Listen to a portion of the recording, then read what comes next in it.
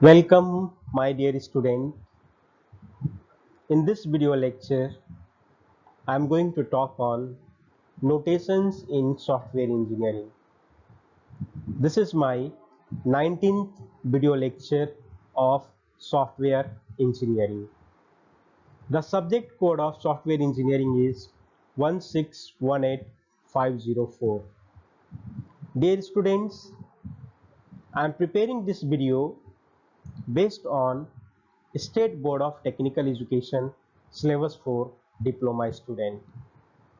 This 19th lecture, notations in software engineering, belongs from third unit of software engineering. The unit name is Software Requirements Analysis and Design.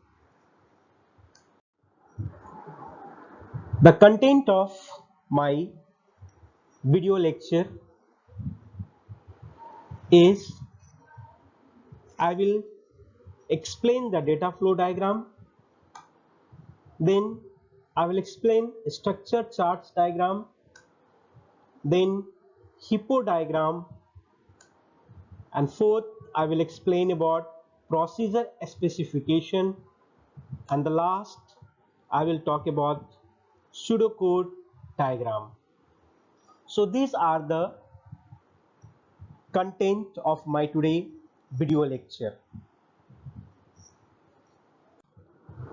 Introduction.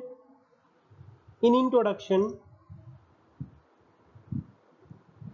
just I give the idea about notation. Good notation can clarify the interrelationship and interaction of interest. So, a good relations can always clarify the interrelationship and interaction of interest. There are three levels of design specification. What are the three levels?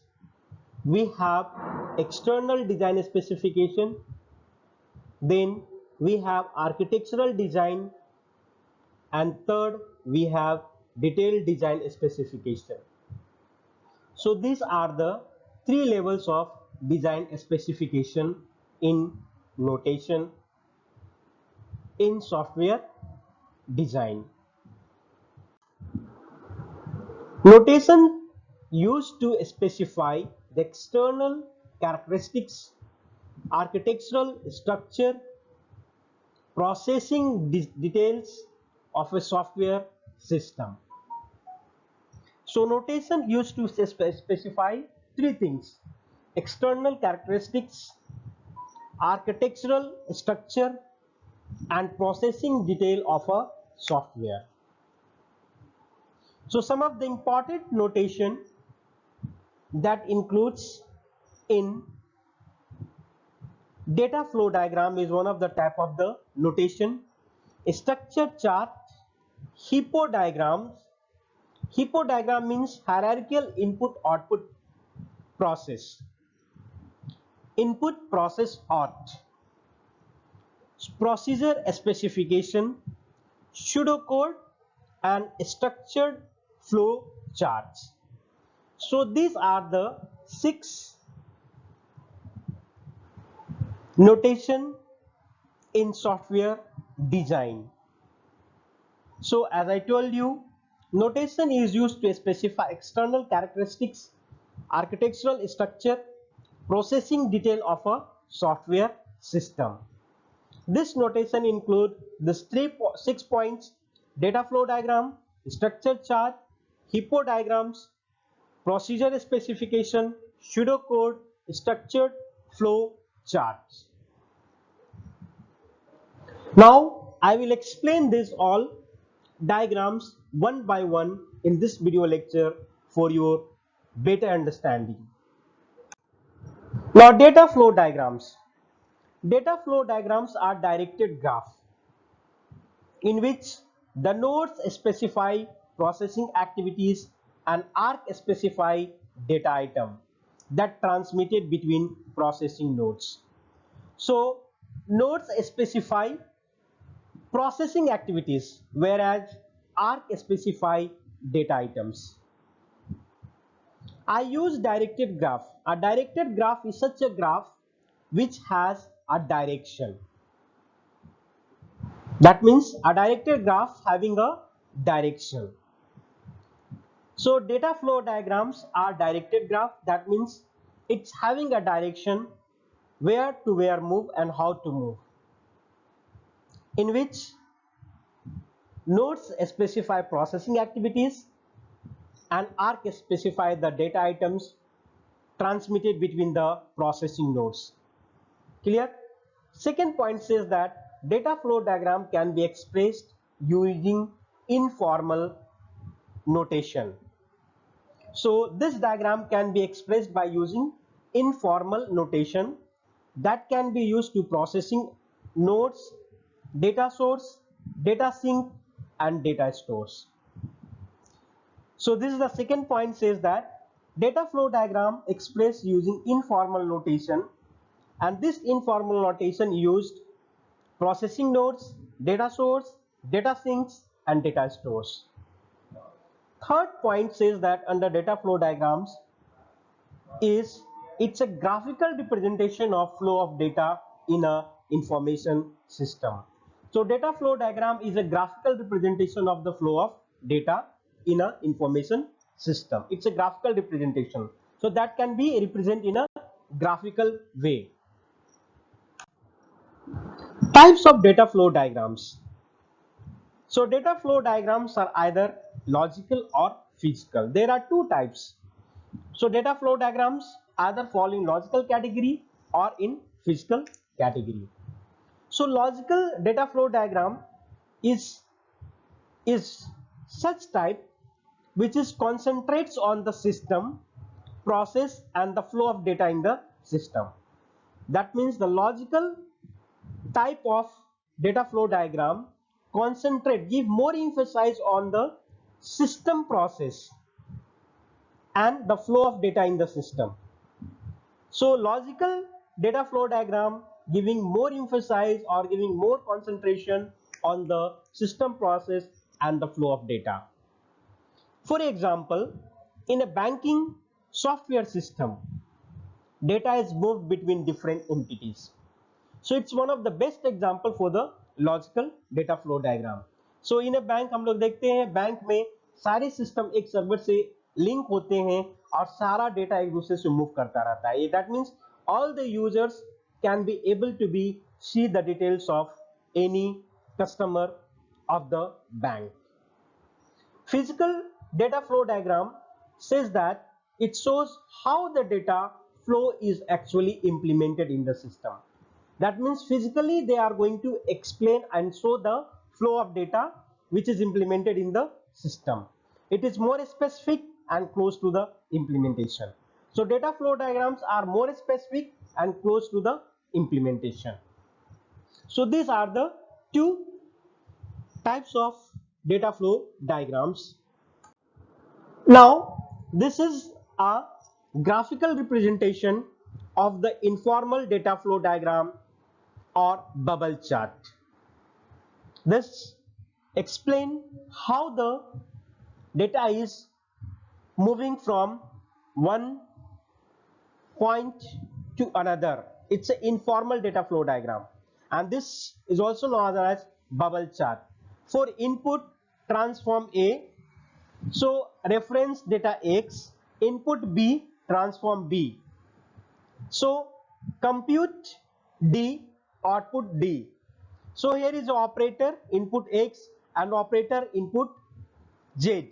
So output is E. Now structure chart. This is the second notation. Structure chart is a chart derived from data flow diagram. So this chart is derived from the data flow diagram. It represents the system in more detail than DFD. So one of the advantages by using the structure chart is it represents the system in more detail as we compare to the data flow diagram. Third point says here is break down the entire system in the lowest functional modules. That means it breaks down the entire system into lowest functional modules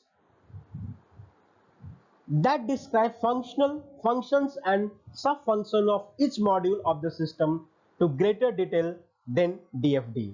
So this structure chart always comparing with the data flow diagram because it's derived from there and try to give better solution to the developer than the data flow diagram. The structure chart represent hierarchical structure of the module. So this chart try to represent hierarchical structure of the modules. So in a project we have a number of modules. By using this structure chart, they give hierarchical structure of modules. So it's differ from flow chart in two ways. So structure chart is different from flow chart. How? Structure chart has non-decision boxes. So a structure chart having a non-decision boxes. First point. Second point, sequential ordering of tasks is there in the structure chart. That is not available in the flow chart. Now it's a continuous slide. So here are the symbol used in the construction of structure chart. So first symbol is module. So it represents process or subroutine or task. A control module branches to more than one submodule. Control module is a branches of more than one submodule. Library modules are reusable and invoked from any module. So library modules are reusable module that can be invoked from any module. So this is our control module. By this we have a sub module, that is module 1, module 2, and this is our library module. Next we have a condition here. So it is represented by a small diamond at the base of the module. It depicts the control module can select any of subroutine based on some condition. So this condition can be represented by diamond shape at the base of the module. See here, this is the diamond shape. So this diamond shape is used to explain that control module can select any of subroutine based on the some condition. So this can be select any one of the submodule with some condition. So this module may be or either this. Next we have jump. So an arrow is shown pointing inside the module to depict that control will jump in the middle of the submodule. So jump is another symbol that is used to pointing inside the module to explain or describe that the control will jump in the middle of the submodule. See here. Next we have a loop here. So loop, a curved arrow, this is called loop, right? A curved arrow represents loop in the module. So in a module, curved arrow is representing as a loop. So all submodules covered by loop treated execution of module. So other modules like submodules covered by loop that treated execution of module. So this is all symbols used under structure charts in notation. Now other we have data flow. So a directed arrow which empty circle at the end represents data flow. A directed arrow with empty circle represents data flow at the end. Empty circle this here represents the data flow. Control flow, a directed arrow with filled circle. This is filled circle. See here, it's a filled. Represents control flow. So here directed, both I said directed. Directed means having some direction. See here, this is the direction. See here, this is the direction. Same way, this again having a direction and this having a direction. So these are the symbols used in construction of structure charts. Now, hippo diagrams. The word hippo stands for hierarchical input process output. So this hierarchical input process output diagram is a combination of two organized method. It's a combination of two organized method to analyze the system and provide the means of documentation. So hippo diagram is used to analyze the system and provide the means of documentation. Clear? Second point says that hippo model was proposed by or developed by IBM in year 1970. Third point says that hippo diagram contains a visual table of contents. Hippo diagram contains a visual table of content, a set of overview diagram, and a set detail diagrams. It contains of a tree structure. So hippo diagram contains a tree structure of visual table of content. Table that should be a visual, set of overview diagram, and set detail diagrams. Next we have hippo diagram represents the hierarchy of modules in the software system. So it represents the hierarchy of modules in the software system. Last point says here, hippo diagrams are good for documentation purpose. So these diagrams are good for maintaining the documents. So hippo diagram, their graphical representation helps and make easier for designers and manager to get the idea about the structure of the project. So the graphical representation makes easier for the designer and manager. It's a pictorial idea. Graphical representation means it's a pictorial idea of the system structure, and that helps the designer and manager to understand about the system. So first, by the help of this, I try to explain you. Online sales is the head. Then in online sales we have some different modules. One module is called authentication. They are going to check whether it's a authenticate. Then inventory check, payment process, dispatch item. So first they will check the authentication, whether it's a genuine, whether it's a correct user or authorized user. Then we can check inventory, whether the things are available. Then check the process, payment process, and then finally if the payment is done, dispatch will be done. Then inventory check means issues item missing, deducted inventory. So in that it will become. Then in dispatch, generate invoice. If dispatch means definitely they are going to generate the invoice for the payment. Clear? So this is the pictorial idea of the system structure, and that can be given by the hippo diagram for the better or easier understanding of designer and manager. Now procedure templates. The format of procedure interface specification of architecture design. Only information in level 1 need to supply. So here is a information level 1. The information level 2, 3, 4 can be included in successive step. That can be included after the level 1. So it provides initial architectural design, specification of side effect, exception handling, processing algorithm, data representation.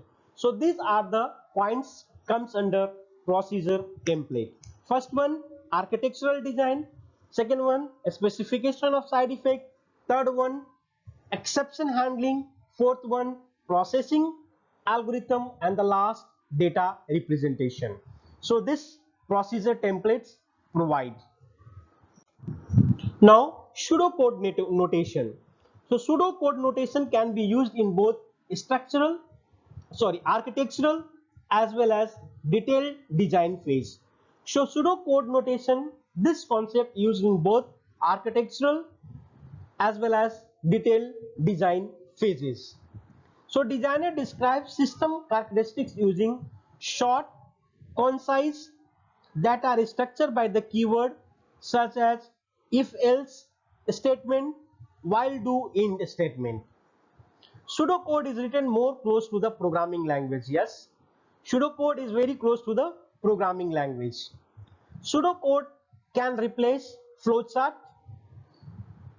Last point, pseudocode can replace flowchart and reduce the amount of external documentation required to describe system. So pseudocode can replace the concept of flowchart and reduce the amount of external documentation. So this pseudocode notation helps in this way in software engineering for the software design. Now structured flowcharts. Structured flowcharts means are specifying documenting algorithmic detail in software system. Specifying and documenting algorithmic detail in a software system. Flowchart interpret regular boxes for no action, dimension boxes for decision, directed arc for interconnection for the boxes. So this structured flowchart having rectangular box that can be used for action, dimension box that is used for the decision, directed arc for using for the interconnection for boxes, that is for the communication. Single entry, single exit allow hierarchical nesting of a structured flowchart to design top-down fashion. So single entry and single exit, this allow hierarchical nesting of structure flowchart to design in top-down fashion. So this is how our structured flowchart working. The basic forms for structured flowchart. See here S1 and S2. Now this is the processing chart shape. Then decision is taken here. Then if the decision is true, it will be come here. If the decision is false, again it will be come here. So this is while P do S. Next we have our decision tables. So decision table can be used to specify complex decision logic in a high level software specification. So this table is used to specify complex decision. They are useful for specifying algorithmic logic during detailed design. Third point says that several processor packages are available to translate decision table into COBOL. Again, it's a programming language. So says that it's a several preprocessor packages are available to translate decision table in COBOL. If we consider the programming language COBOL, then it's having a several preprocessor packages that can be used to translate the decision table. A decision table represents conditions and the respective action to be taken to address them. Structured tabular formats. In a structured tabular format. So decision table represents condition, respective action to be taken to the address them in a structured tabular format. So decision table is a powerful tool to debug and prevent error in software. So it is one of the powerful tool that helps to debug, that means to resolve the error or solve the error which is occurring in software and prevents the error. Now creating decision table. To create the decision table, the developer must follow the basic 4 steps. What are the 4 steps? Identify all possible conditions to be addressed. So we have to address all the possible conditions. Second point, determine action for all identified conditions. So we have to determine the actions for all our identified conditions. Third point says that create maximum possible rules. So we have to create the maximum possible rules for that. And the third point says that define actions for each rule. So each rule we have to define the action. So this rule, for what action you have taken. At last, decision table should be verified by end user and can lately be simplified by eliminating duplicate rules and action.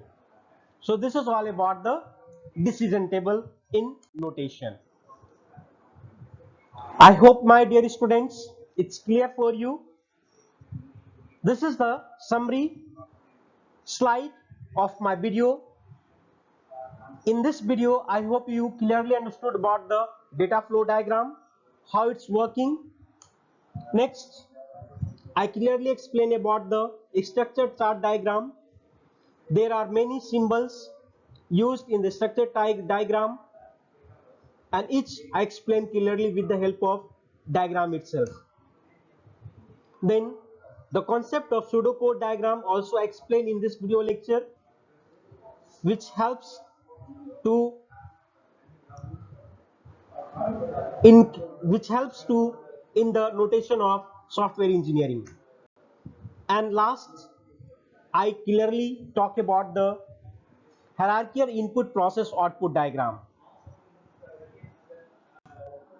This is reference for you, my dear students. Kindly go through this YouTube link to acquire more knowledge about notation in software design, in a software engineering. These two books helps you to know more about. Kindly go through these books and acquire more knowledge about the notation. Thank you, my dear students. Thank you for your patience, for listening and watching my video. Thank you. We will meet in the next video lecture.